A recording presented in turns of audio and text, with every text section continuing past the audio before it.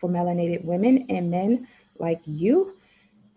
Unfortunately, we have a story, very, very concerning. So I had to bring in my brother, Kareem Johnson. How you doing today, brother? Before we get started, you're muted.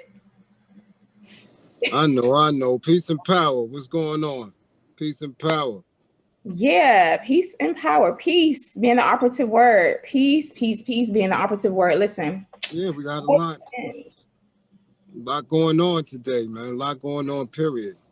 A lot is definitely going on. I brought you in because we have a story with Silento, the rapper who was charged with the murder of his own cousin. And I know that you work with I hate using the word offenders, right? Like folks who have, been charged or have served time. Formerly incarcerated.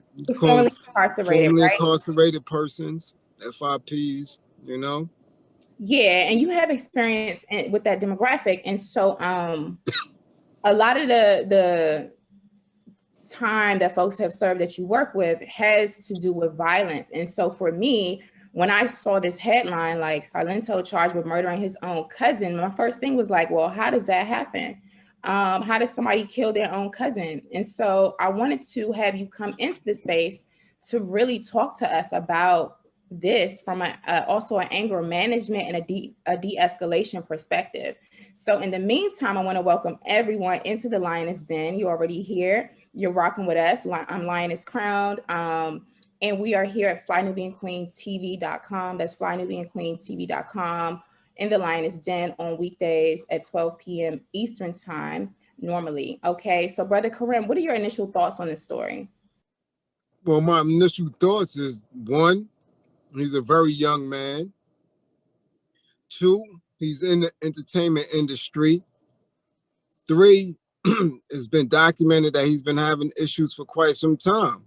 This isn't the only time he's been in the press for something that is personal and not music related. So, my heart goes out to the family.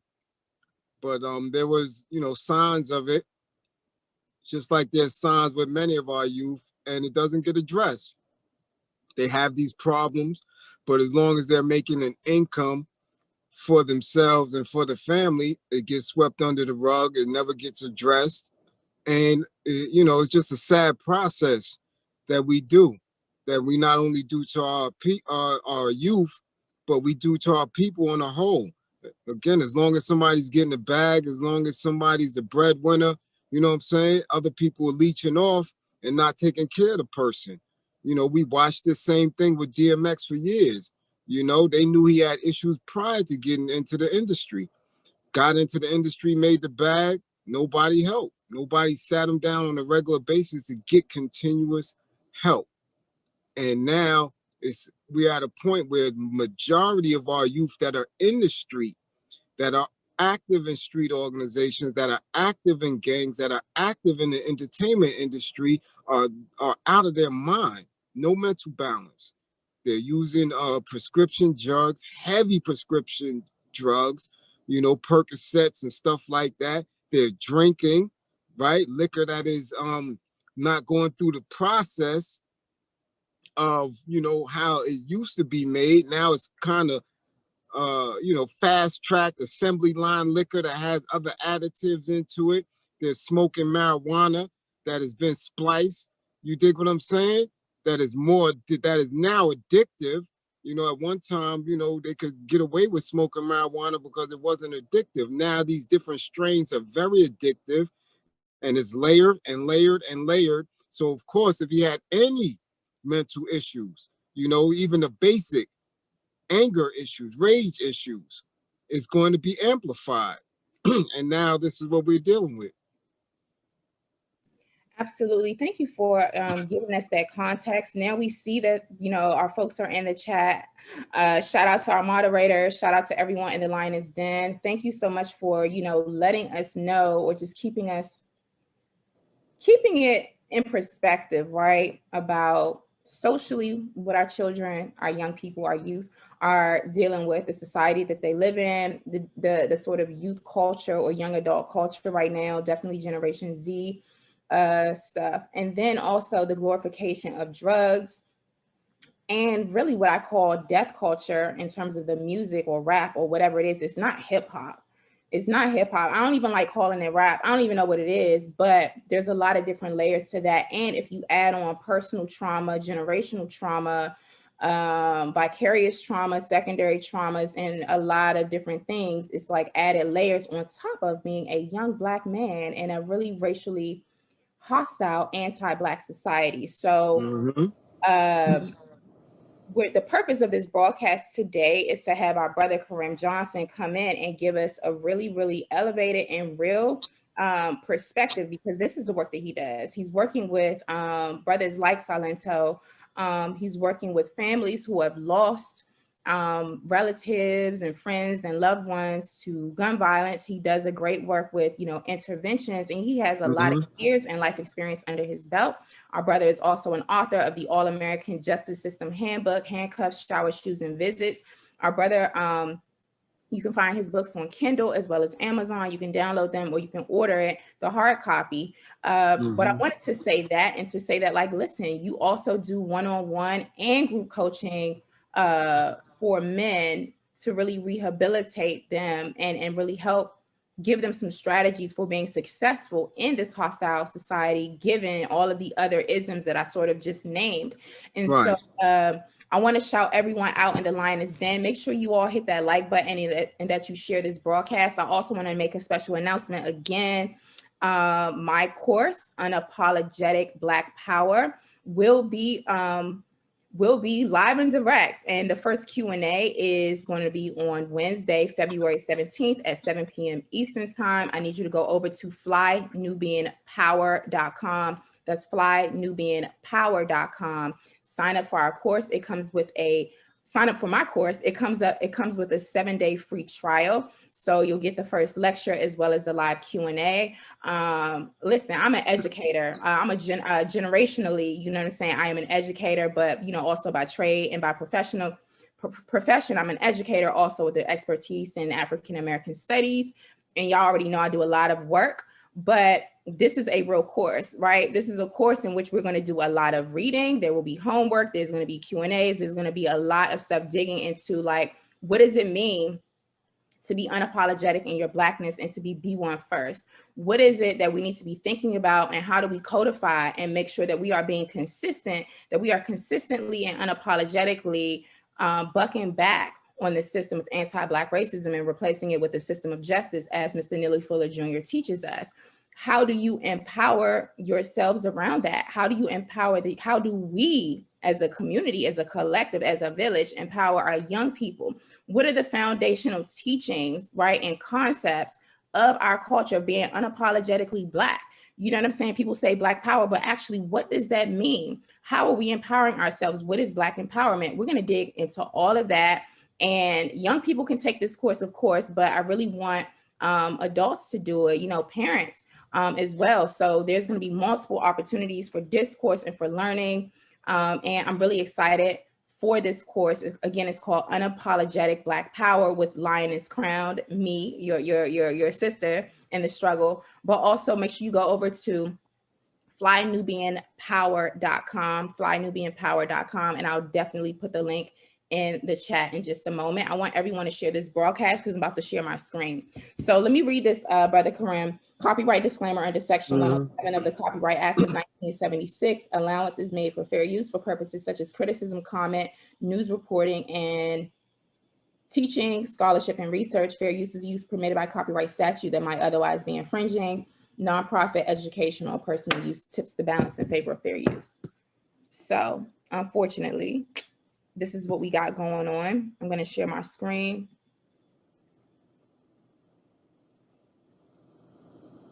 Can you see my screen?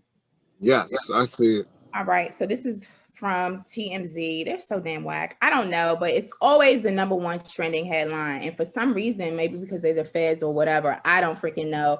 They always like have the story first and they get the breaking news. I think I'm going to make an assumption. I don't know. I wonder, I'm being facetious here. I wonder if they are actually law enforcement. But look, it says Silento charged with murdering cousin. Manager claims he's mentally ill. Okay, and so this is Silento. He looks like a little baby, y'all. Looking really young here. Okay, so it says update 8:14 a.m. Pacific time. Silento's managers asking for positive thoughts for the rapper, claiming he's been suffering from a series of mental health illnesses for several years. Okay. So I'm going to go ahead and read this really quickly, and then I'll have our brother chime in.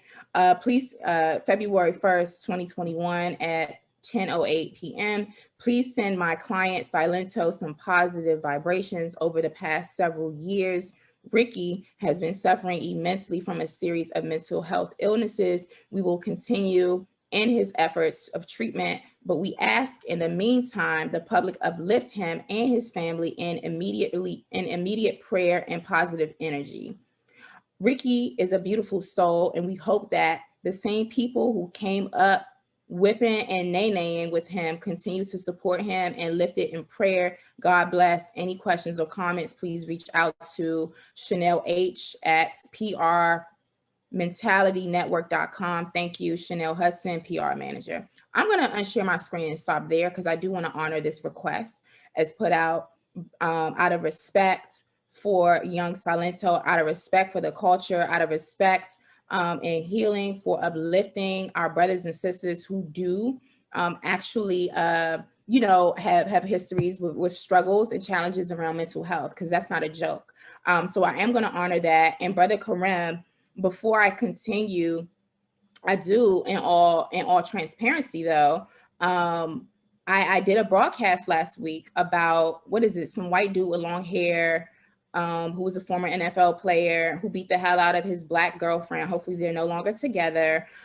He allegedly choked her, punched her, and strangled her until she was unconscious. And then he's still a free agent, by the way, by the NFL. That's the last I heard. Y'all correct me if I'm wrong, but this white dude, it was on social media making statements saying he didn't take his bipolar meds. And I literally made a whole broadcast saying that Black society is not buying that, and that mental health excuse is not going to fly, because oftentimes when our brothers and sisters in our community have legit mental health challenges, such as, I assume also to be very accurate in the case of our little brother Silento, they don't get any sort of sympathy. They're not seen as victims. They are just seen as like trash and kind of thrown away. And you know what it's like, in terms of the prison system. So I wanted to, in all transparency, so I'm not a hypocrite, but I'm very, very clear that a white man beating the hell out of his girlfriend and trying to kill her and literally choke her out because he told her to bow down to him and she didn't bow down to him, and then, stood over her allegedly and said, damn, you're not dead yet, and stuff like that. And then to go on to social media, and claim that, oh, I'm so sorry, and white-splain and say, oh, it's because I didn't take my bipolar meds. That doesn't fly with me, and that does not fly with Black society. And also, I'm clear that we're not comparing apples to oranges when it comes on to mental health in terms of what them folk do over there and what's needed and necessary in our community. And the reason why, again, I'm framing this very, very clearly, because I am consistent. I am a consistent stand for our brothers and sisters. And mental health is a very, very serious thing. I'm not saying that people who ain't Black or B1 don't have mental health issues. What I'm saying is, in the law or in the court of public opinion, our brothers and sisters are treated differently and held to a different standard than everybody else. And so what we're going to do is we are going to use this time to elevate the conversation around the situation with our little brother Silento, and we are going to send him some positive vibrations here, but then to also get into a real conversation around mental health, the criminal justice system, and rehabilitation. Brother Kareem.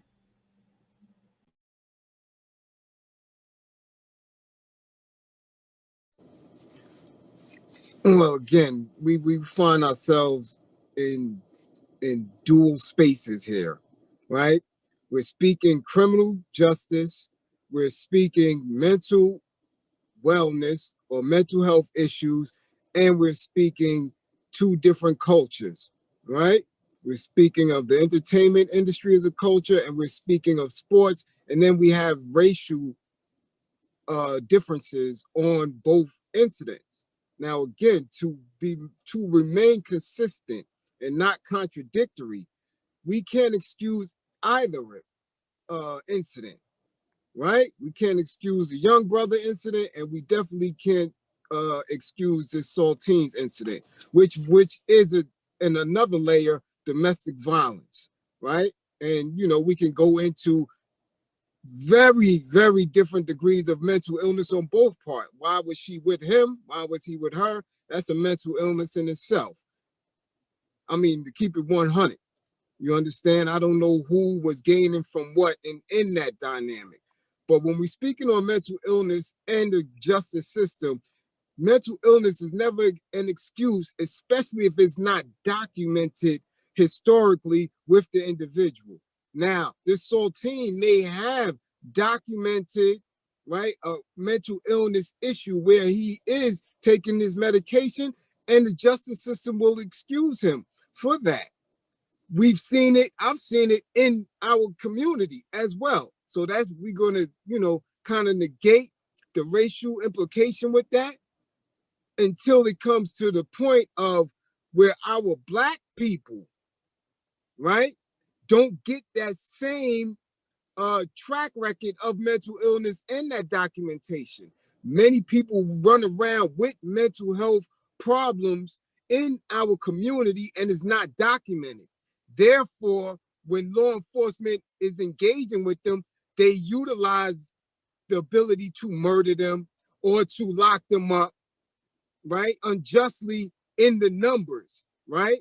Because of that, because there's no documentation of the mental illness. Like everybody knows, we got a crazy cousin or a crazy aunt, and it's a serious mental health issue, but it's never been documented. They never went for treatment for it. So by the time law enforcement kicks in, it's too late. I've seen people get serious numbers, sentenced to serious bids over an incident that if it would have been documented, if they would have had treatment for it coming up, they would have never been in jail or never been murdered by law enforcement. So this is a very, very real dynamic that we have in our community. So there's layers when we're dealing with both of these incidents. Silento, again, he was a victim of several different institutions. You under a racist institution as a melanated person. He went through a racist education system for I don't know how many years because the young brother was able to make a hit record and jump up out of that. So again, now you escape layers of poverty, but then you run into a demonic institution, right, that deals with a lot of rituals, that deals with a lot of drug use, that deals with a lot of sexism. So you are caught up in that. You understand? But again, we can't use that as an excuse. You took your cousin's life. And this is what I talk about on a regular basis, that our people have no luxury of time when it comes to addressing these issues. Mental health, gun violence, our youth not being led in the right direction. And even today in 2021, people with limited knowledge of the justice system. That's why the book is there. We have people who have been in the justice system that forgets about it as soon as they are released. So our people are very, very, very naive to the very things that challenge us every single day. Every single day. So, you know, it is imperative that we work.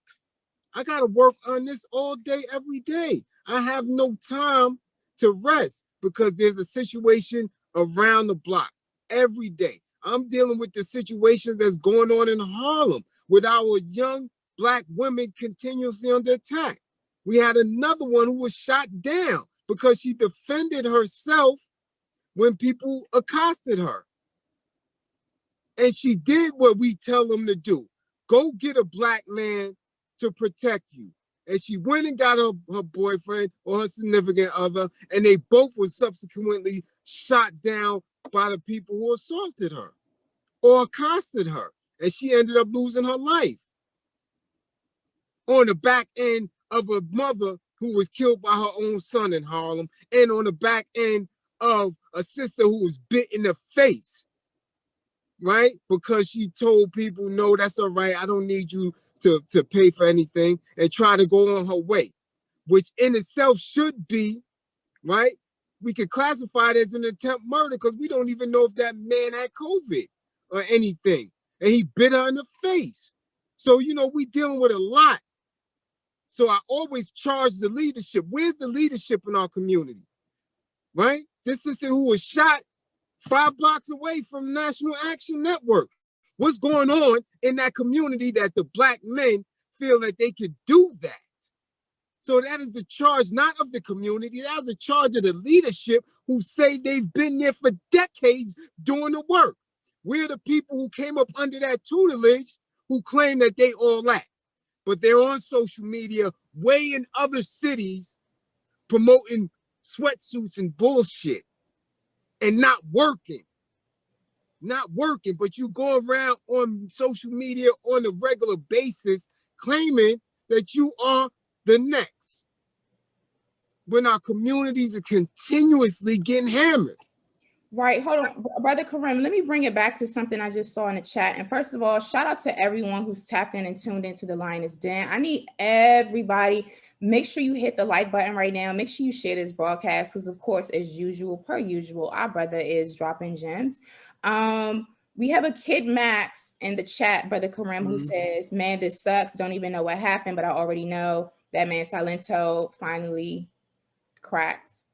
Right. But he also said, this person who's in the chat right now, Kid Max, says, I was about to get signed to the same label he was signed to. A&R told me they had just signed him or whatever. So, you know, this is someone who was, you know, possibly going to be signed to the same label. And he was, you know, just also co-signing your points there. But to what responsibility? Because I do want there to be, you're right. There's a lot of different layers of ways in which systems, right, and people have killed our little brother. And this is an example of what tends to happen to young Black men in our community in particular. However, to what extent do you believe that these record labels, these A&Rs and stuff should be really supporting the mental health and just overall health and wellness of the folks who are on their labels? What do you think about that, especially as someone who's also been in the music industry, the hip hop, the real hip hop industry, by the way? Listen, the industry in itself is there just to make money off of you. Your art and creativity is one thing. Once you step into the business of that, that's a whole different world. That's a whole different set of rules. That's a whole, there is nothing. They have absolutely no responsibility to take care of the artist. That is just an absolute fact because they exercise outside of what other corporations have to deal with.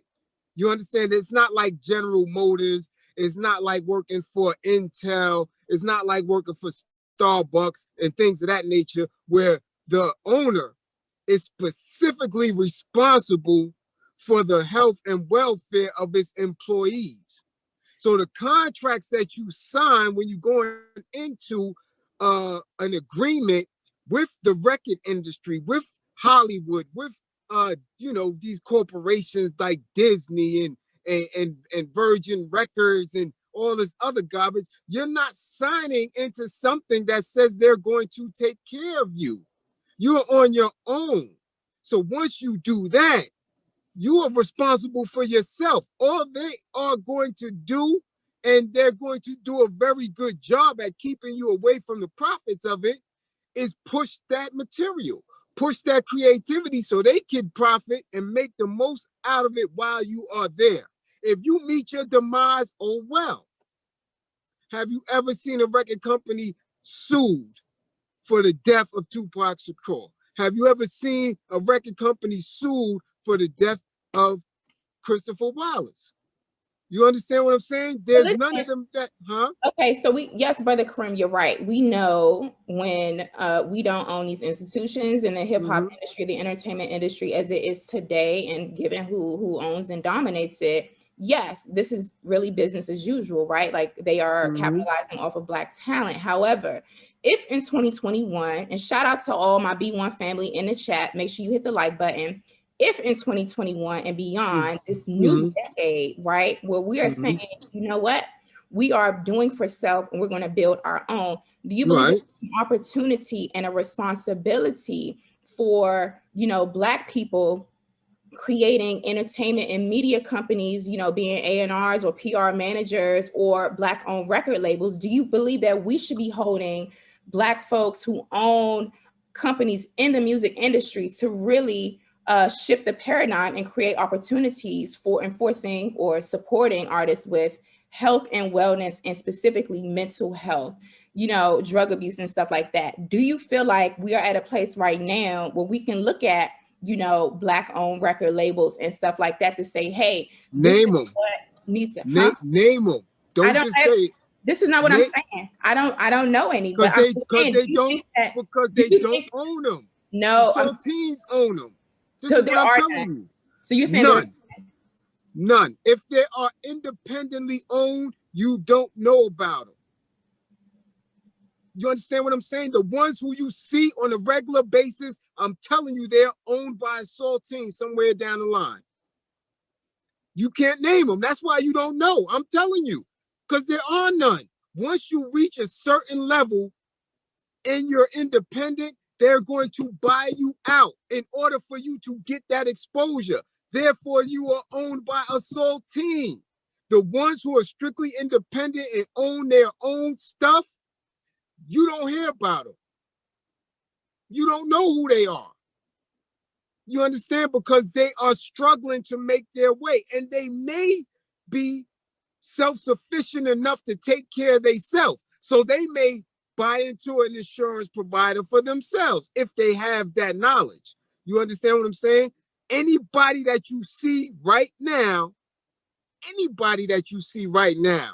is up under the banner of one of them Saltines. You can't name them.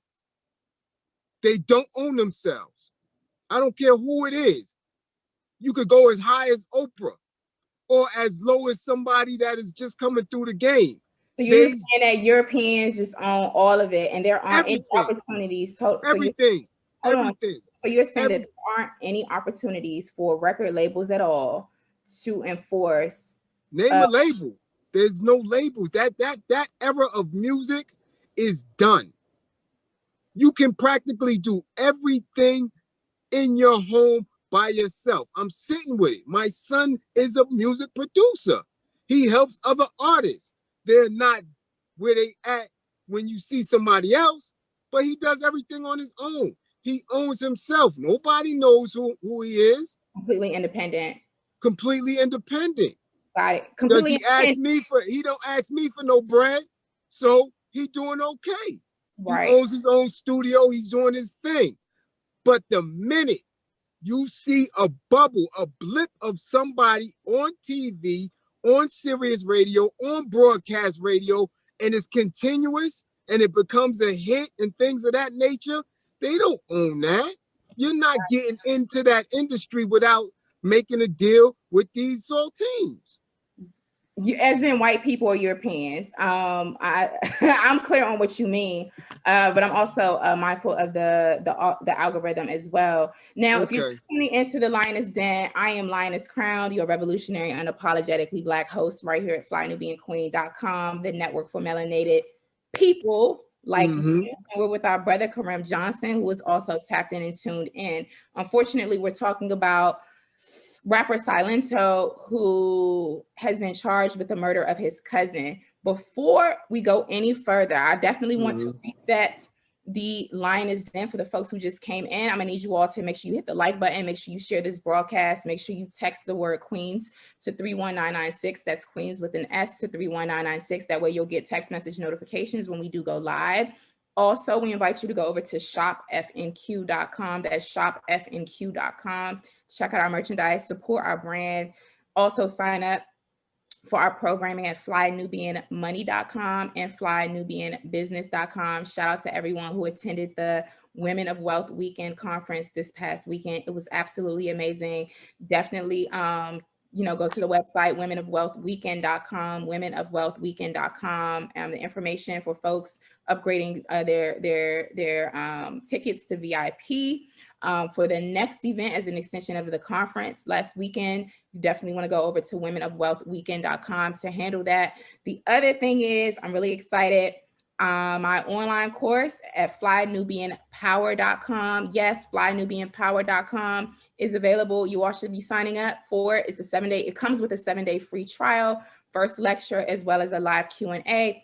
That live Q&A will be on Wednesday, February 7th at 7 p.m. Eastern time. And the course is Unapologetic Black Power with Lioness Crowned. Unapologetic Black Power with Lioness Crown. What are the keys to Black power? What are the keys to Black empowerment? How do we get there? What do we need to learn? How do we get on code and get on code quick?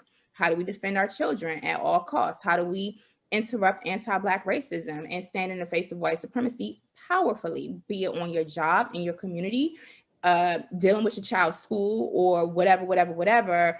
And who are the elders that are still here with us, and who are the ancestors that left a whole blueprint for us to follow in order to survive and thrive in the system of anti-Black racism, and to replace it with the system of justice. So we're going to be doing all of that. Yes, I'm putting on my professor hat, my teacher hat, and we're going to dig into some serious stuff. And this is not just going to be a whole bunch of like dialogue. There's actual readings.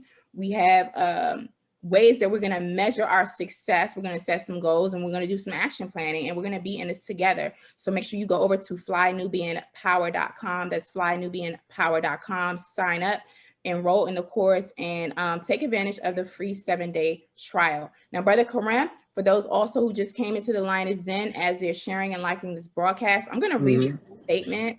I'm going to reread the statement from Chanel Hudson, who is Silento's PR manager. And if you don't know who the rapper Silento is, he's the one who did this song, Watch Me Whip, Watch Me Nae Nae, right? That all the kids loved, and that went viral several years ago. But this was written on February the 1st, 2021.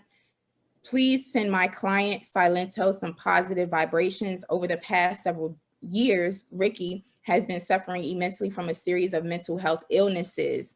We continue in his efforts of treatment, but we ask in the meantime the public uplift him and his family in immediate prayer and positive energy. Ricky is a beautiful soul, and we hope that the same people who came up whipping and nay-naying with him continue to support him and lift it in prayer. God bless. Any questions or comments, please reach out to Chanel H at prmentalitynetwork.com. Thank you. Signed, Chanel Hudson, PR manager.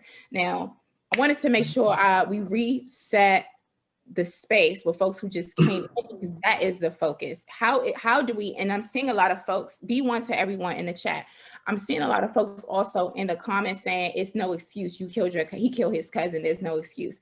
Brother, you're expert as a professional. How do we not excuse what happened and, have a level of accountability? Because we all agree that, like, it is just unacceptable to kill anybody, let alone your cousin. So I am not excusing that, but how do we hold someone with mental health illnesses, according to the PR manager, how do we hold them accountable and still, support their healing treatment and really, see them as a victim of illnesses as well? How do we do that? How do we balance both? Well, people are going to have a problem with having a tolerance, right? And giving an excuse to the young man because of how they view young people and how they view the entertainment industry, right? We have to look at people who have mental illness, and that starts in our home. You understand? That starts early on in school. That starts with somebody looking at it, seeing an issue, and diagnosing it. It has to be excusable because there's a lot of things that we excuse that we really shouldn't. You understand? We really shouldn't excuse when politicians lie to us. We really shouldn't excuse people who galvanize others to say, well, they're B1 and they're really not. And they prove they don't, and they undermine Black women and children. When somebody has a mental health issue, there's a lot behind that. Again, there's a lot of layers to that. You understand? I know this man lost his life, and that's hurtful, and there's nothing that could ever bring him back, and there's no coming back from it. But let's look at the path. Let's look at the path of how we got to that space. And if mental illness wasn't caught before then, you understand? I'm sure I'm not there. I don't know the family makeup. I don't know what he was doing in school. I don't know what adults were around him, but I'm sure that there were signs of it prior to his reaching this point right here. All of us. So that means if we're not going to excuse him, then we can't excuse the community as well. He just got here. How old is he? 22? Well, I mean, he's in his 20s. So again, along the way, right? He had to have some type of upbringing up until he's maybe 14 or 15. Somebody had to see it and catch it and either ignored it or just allowed it to fester. And then once he was able to articulate himself and articulate his creativity to the point that where he got a hit record, now everybody else benefited off of that. Nobody took the time to say, well, you know what, that was a little off. Maybe we need to look deeper into that. Again, we know he lost a lot, and we know that this man lost his life. But again, there's always room to look at it from an analytical perspective so we don't revisit this again somewhere else. We just can't write it off. Yo, it is what it is, throw him in jail forever, and that's a wrap. Because we still deal with it as a community. His fan base is going to deal with it. His family is going to deal with it. The victim, the cousin's immediate parents and stuff are going to feel that. Us as a community going to deal with that. And that's what we don't do. We don't deal with those traumas. And then we relive it over and over and over again without using our intelligence, without being woke and be one and dealing with it. We can't just pack it away and say, no excuse, he's gone, and then that's that. Nah, we got hold on for 1 second, because I want to bring this up. This message is being held for review. Somebody so-called Nat Turner. Mm-hmm. I'm going to read it, Brother Kareem. You respond. You say what you think. I call BS on this mental illness excuses. Only the strong survive in this world. SHIT happens. Dust your hands off and keep it moving. Okay. Again, we don't know who he is or what it is. I'm on social media all day. When something is just blatantly out like that, and it's coming from a point of no understanding that's bordering on ignorance, I block it or dismiss it. Because if we're not going to deal with it from a point of intelligence, you dig what I'm saying? They don't excuse nobody else. If we're not going to excuse ourselves, you dig what I'm saying, to get to a better space, then let's just all go out then. Let's just all go out. You strong, the strong survive. That's what we going at? That's social Darwinism. That is the most white supremacist. I want to know if that's how we're going to give it up, then he or she or whoever's behind that statement don't want any excuse when they are in error. You understand what I'm saying? They don't want the sympathy or the empathy. They don't want to be looked at as such. So let's just keep that same energy when it comes to them. Let's keep the same energy. Even oh, it's snowing hard too. Even, like again, that whole social Darwinistic, someone's flawed, or if anyone is when they say that, that's what they telling Black folk. With ableism or anything, if a child, has autism, that whole concept of survival of the fittest, social Darwinism, natural selection, all of that is the basis of white supremacist It logic. is. And this is All why day. Brother Karim, I'm so excited to teach this course on unapologetic Black power, because people don't even realize how deeply ingrained the white supremacy ideology has in our psyche and the way we see the world, the way we interact with the world and each other, the words we speak, how we speak. And even something as simple as like this, this very, very common statement, survival of the fittest, only the strong survive. That is some eugenicist type talk, right? We need to be really mindful when we're saying stuff like that. I'm gonna need y'all to go over to flynubianpower.com and start this course, because we got a lot of work to do. We're talking about getting on code. Right. Even the response to white supremacy is coming from Black people with a Eurocentric belief in how we come up out of it. That's how ingrained it is. So if it's survival of the fittest, you don't want reparation, you don't want acknowledgement, you don't want to be included in none of that. Survive. Get it how you can get it. That's what you're saying. Get it how you can get it. And when you fall on one of the blades of this system, you got to accept it. Don't reach out for no support. So people have to understand what they're saying when they say that. Survival of the fittest, you do right. Hold that down. Keep that same energy. And when police stop you and you're not equipped to get away from the gunfire, my brother, Mr. Nat Turner, hold it down. Hold it down when you're in prison. Hold it down when you're unjustly dealt with.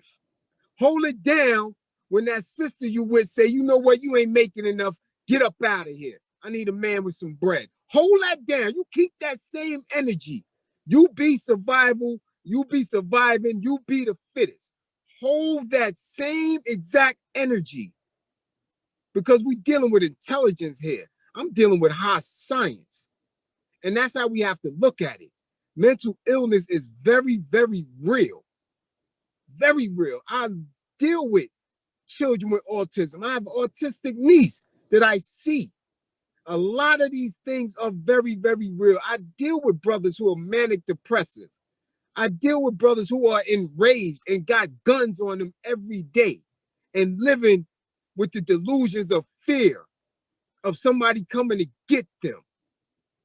Mental illness has very, very, very layered effects, and our people go through it the most because we are oppressed and we have been separated not only from each other, but from the rest of the world. So our outlook, our outreach is very, very unique. And if you don't know how to speak to people who are suffering mental illness, if you're not an expert with it, if you don't know how to connect to the people because they don't trust you, because you don't come in a proper image, you don't come and speak with the proper tone, then we will keep going around in circles with it. That's just what it is. Facts. You know, people say a lot, man. They say a lot. They say a lot, but they don't do SHIT. That's the whole point. But anyway, we're not going to censor that right now. Shout out to everyone in the Lioness Den. People are asking about my course. It's called Unapologetic Black Power with Lioness Crowned. Unapologetic Black Power with Lioness Crowned. Yours truly. Go over to flynubianpower.com. That's flynubianpower.com. Sign up. Comes with a 7-day free trial. First live Q&A is going to be based off of the first lecture, and that live Q&A is going to be on February the 17th, which is a Wednesday at 7 p.m. Eastern time. I don't know, once I start teaching, who knows how long it's going to go for, but you will definitely come out of our course, the entire course that I'm offering with a lot of value, okay? So go over to flynubianpower.com and just follow this link, which is also in the chat. Take advantage of this opportunity, y'all, because we have work to do. It's not enough. I can't come on. You know this, Brother Karim. Most of the work that we do, I would say about 80% of the work that I do happens off of the internet, right? Like, I am not let me tell y'all, let me just get it really, really clear. I'm not an entertainer. I never really saw myself as a podcaster. I am an influencer. I try to be an influencer in my home, in my community, in life, and all of that good stuff. But I'm not here, I'm an educator, and then I'm here to really use this, opportunity to connect with folks on the airwaves, to bridge the gap between what I know, what I learned, what I experienced, what my other areas of expertise are, to really look at trending topics and things that are going on, for us to really have intelligent conversations so that we can really shift the paradigm. That's why I'm here. That's the purpose of it. But for real, we can't even dig into 95% of what needs to be said and done on no damn YouTube, or no Facebook, or none of that. We have to have classrooms, and then we can have virtual classrooms. So this is why, we can't really have the in-person like that anymore. But there's things that we need to learn and get on code about, that this is not, this public sort of like social media situation is not the place for that. So I invite y'all to go over to flynubianpower.com to sign up for this course. It's going to be an 8-week course. And then for real, if we start feeling ourselves, it makes sense.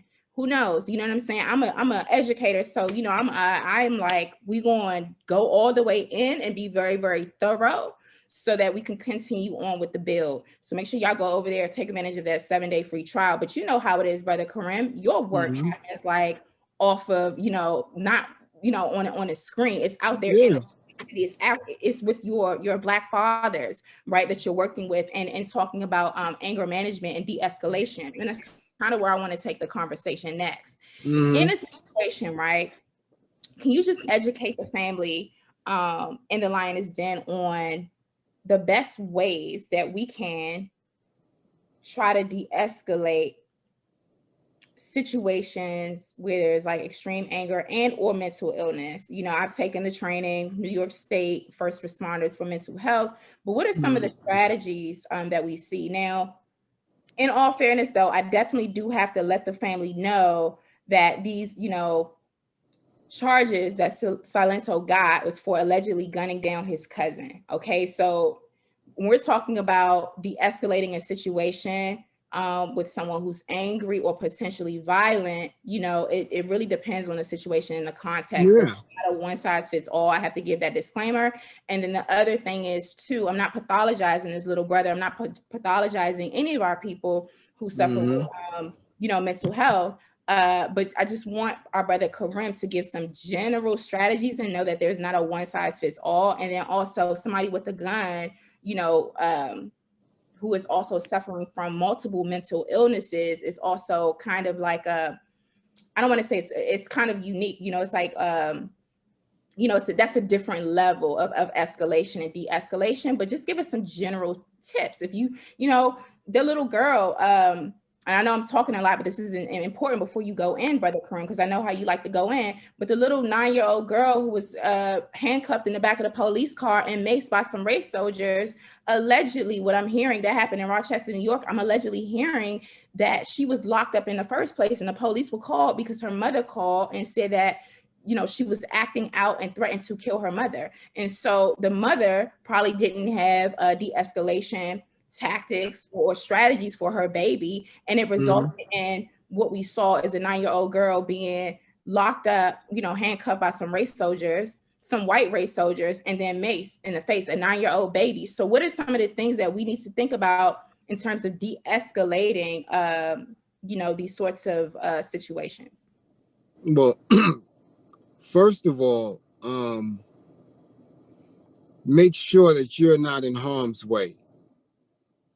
That's the first thing.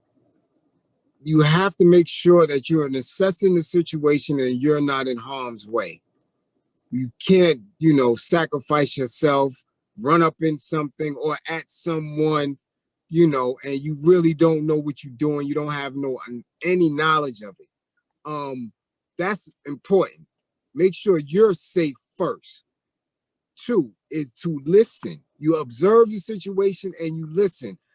Most times when people are that elevated and agitated, they're speaking out.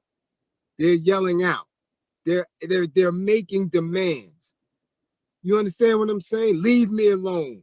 Don't touch. You have to listen and see exactly what's going on. And 3, which is always most important, is tone. Tone and appearance. An appearance of calmness, an appearance of tone Make sure your hands is visible. Make sure you're not, you know, further agitating the individual or individuals. You dig? It's a practice. It's a practice that people, again, you have to be trained. Like everything, it is a science. It is a specific manner in which you have to approach. But those are three most important. Make sure you're not in harm's way. Make sure you're observing everything about the situation. You understand, whether it's a closed environment, an open environment. You dig what I'm saying? Notice the person's movement. Listen to what they're saying. You understand? And three, your tone. Your tone. Everything has to deal with your tone. But if you're not equipped with any of that, I mean, you may have to, which I can't stand, but you may have to call 911. You understand? And that's why our people are always in that precarious position to have to deal with these people who don't care nothing about us and enter into our domestic living areas, our homes, our cars, our person. You understand? Once you activate that, it's very difficult. So our people have to, again, go and take these specific trainings. Go to Jade's course to figure out what the lioness is speaking on when we're talking about B1, codifying mental awareness, spiritual awareness, cultural awareness, being on code, because we have to get away from these systems that destroy us, that kill us. And then everything else can be worked on because we know how to speak to our own people. We know how to do these things, but when you incorporate that other system, it's never good. It's never a good outcome. It's never a good outcome. So these are the things that we should be spending time on, not shaking your butt challenges, not challenges where you're making a silhouette of your ass. You dig what I'm saying? There's time for fun and games, but what are you doing consistently on a daily basis when you say you want to bring yourself out of certain conditions, but your actions, the way you manifest yourself, is totally the opposite? We don't have time to do it. We don't have time to bull. We don't. No time to BS. But our people continuously do it. There's no consistent militancy. So then we become victims of our own truth, victims of our own reality, victims of our own procrastination. And we continuously see young brothers killing each other, young brothers abusing and now shooting and killing our women, our elders becoming victims, being found in apartments because they've been taken advantage of because nobody has an eye out on them. So killing our elders. And the babies, I heard about a story of 6 people were shot. I think it was last night or this morning. And of those 6 people, it was 5 children. Right. Because again, it's all fun and games when you see the brothers on the corner smoking Fanta with this synthetic weed, always worrying about Henny and looking for somebody to thought out. And on that flip note, the sisters who want to be thoughts and I'm going to get my money and all that, utilizing their body. And it's a system of a whole bunch of garbage, an institution of garbage going around, and then it spills out because they're no longer in control of their mindset. They're no longer in control. Their mind and their heart not connecting. And you getting vibrations that are off. So now our babies are killed, our elders are killed, and soon you're going to be killed because you're going to come in conflict with a race soldier who's already geared and conditioned to look at you as nothing more than something to be targeted and shot down.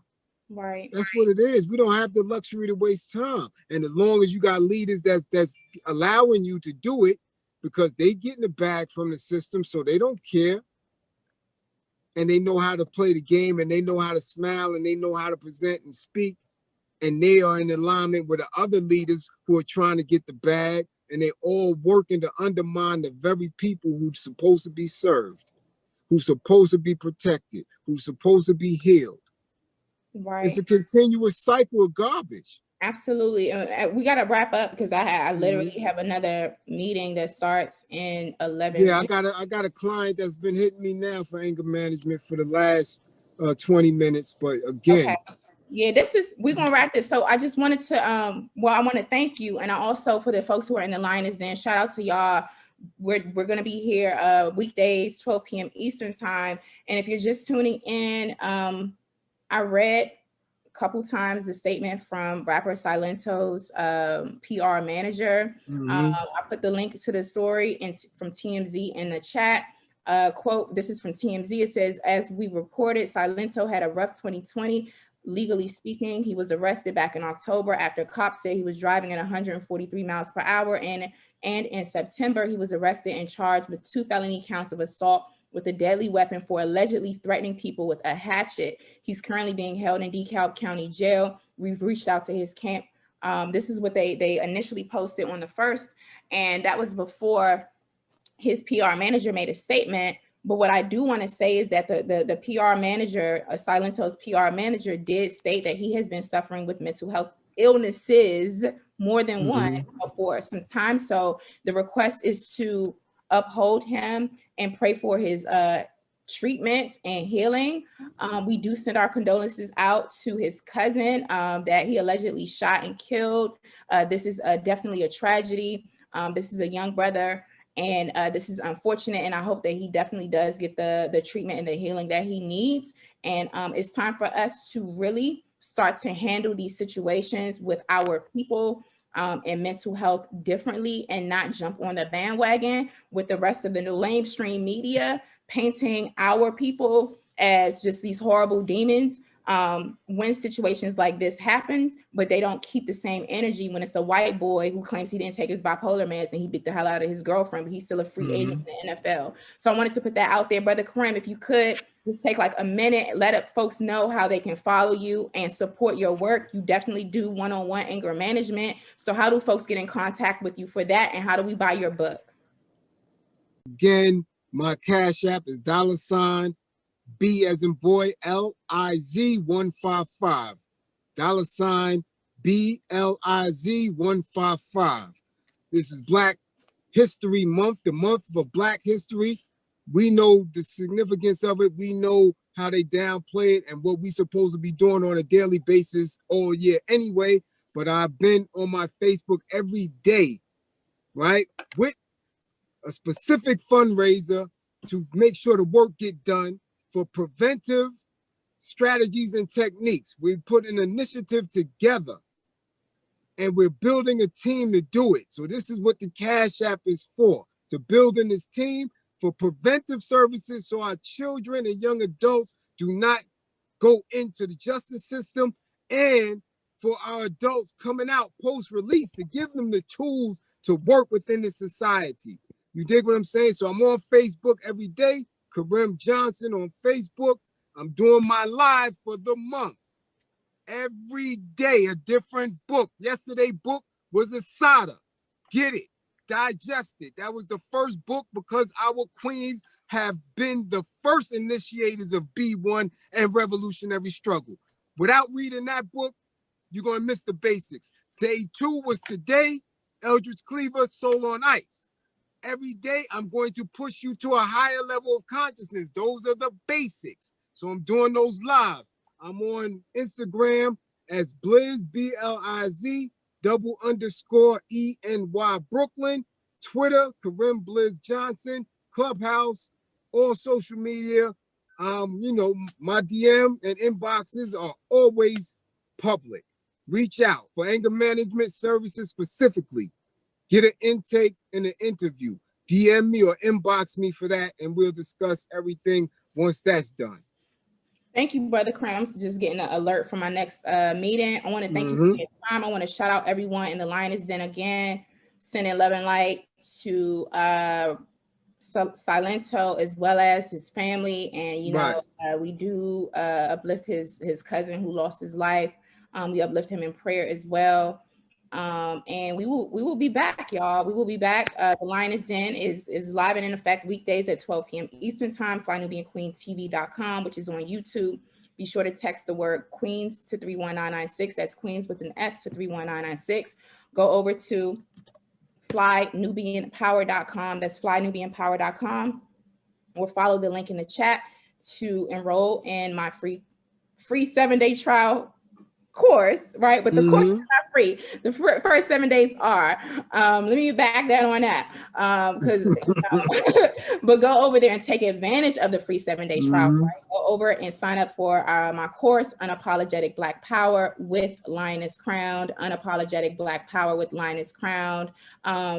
First live Q&A is on February 17th, based off of the first lecture, y'all. You don't want to miss it. You definitely want to go over and take advantage of that. Go over to flynubianpower.com. That's flynubianpower.com. Brother Karim, thank you so much.